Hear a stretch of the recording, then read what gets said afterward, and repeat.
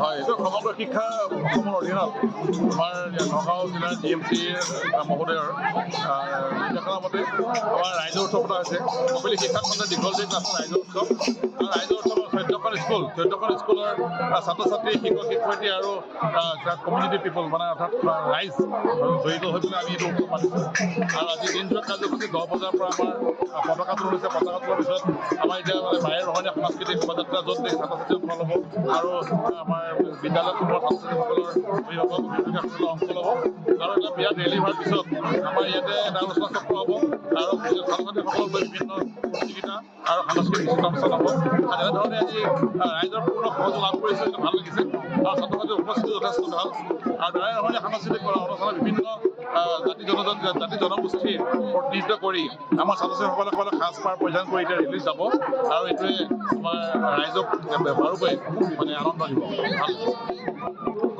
আমাৰ সমগ্ৰ শিক্ষা অসমৰ নিৰ্দেশনা মতে প্ৰত্যেক জিলাতে প্ৰতিটো খণ্ডত শিক্ষা খণ্ডত অন্তৰ্গত বিভিন্ন ক্লাষ্টাৰবিলাকৰ ভিতৰত ৰাইজৰ উৎসৱ পাতিব লাগে, কমিউনিটি ফেষ্টিভেল। এইবাৰ আমাৰ কপিলী শিক্ষা খণ্ডৰ দীঘলদৰী ক্লাষ্টাৰত মানে আমাৰ ৰাইজৰ উৎসৱ 2025 পাতিবলৈ নিৰ্দেশ আহিছে।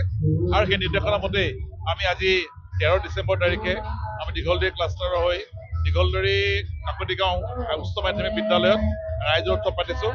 আমাৰ 11খনকৈ মুঠ দীঘলদৰী ক্লাষ্টাৰ বিদ্যালয় আছে আৰু এই বিদ্যালয়ৰ SMC, ছাত্ৰ ছাত্ৰী, শিক্ষক শিক্ষয়িত্ৰী আৰু তাৰ অভিভাৱকসকলৰ সহযোগত আমি দীঘলদৰী কাকতি গাঁও হাইস্কুলত আজি ৰাইজৰ উৎসৱ পাতিছোঁ। প্ৰথমে আমাৰ ৰেলী হৈছে, প্ৰায় 3 কিলোমিটাৰ দীঘল দৈৰ্ঘ্যৰ এটা মানে বাৰে ৰহণীয়া সাংস্কৃতিক শোভাযাত্ৰা উলিয়াইছোঁ।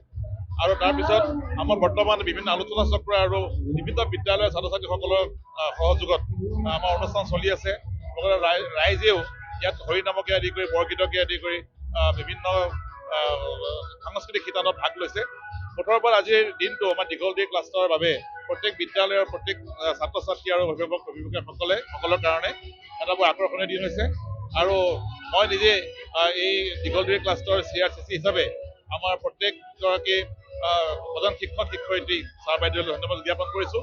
তেওঁলোকৰ পূৰ্ণ সহযোগিতাৰে তেওঁলোকৰ বিদ্যালয়সমূহৰ পৰিচালনা সমিতি আৰু যিসকল মানে ৰাইজ তথা মানে কমিউনিটি তেওঁলোকক আমাৰ যথেষ্ট সহযোগ কৰাইছে তাৰ বাবে ধন্যবাদ দিছোঁ আৰু লগতে যিসকল সদাশয় মানে অভিভাৱক অভিভাৱকেও আমাৰ লগত পূৰ্ণ সহযোগ আগবঢ়াইছে তেওঁলোকৰ মোৰ ফালৰ পৰা ধন্যবাদ জ্ঞাপন কৰিছোঁ।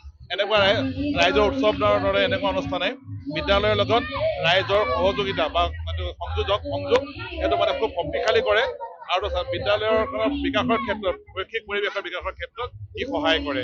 গতিকে মোৰ ফালৰ পৰা মই আটাইকে ধন্যবাদ জ্ঞাপন কৰিছোঁ CRCC